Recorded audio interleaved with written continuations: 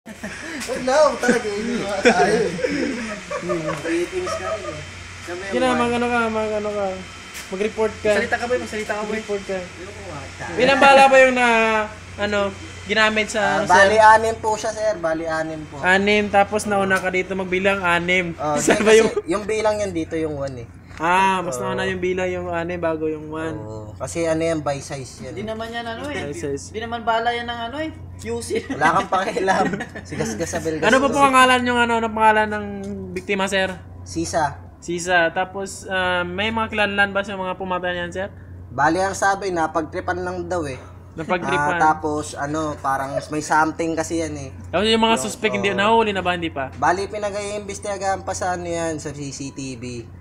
Pero yung CCTV natin mukhang ano eh. Wala pang may pagkakalinlan sa mga suspect, sir. Sa ngayon, ano pa yan? Mga ilang suspect yung ilang suspect yung Bali hula ako, 3 sila eh. hula Kasi ba? may fingerprints eh. Asan yung fingerprint, sir? Meron Nabura ba eh. yung Nabura.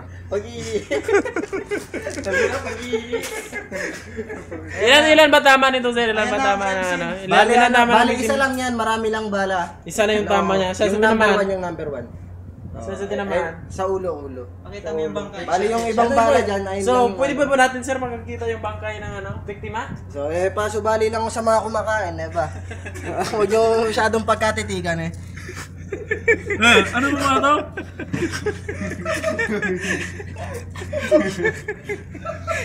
Takpan na natin, nakakaumay.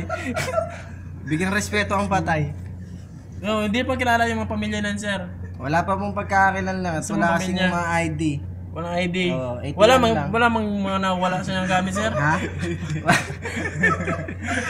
wala. Ano tawag dito, sir? Sino kasama to sa Bali, investigation ano nyo?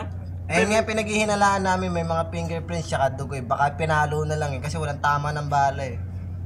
May tama sa ulo. Sorry. Ang gulo mo. Palpak yung investigador.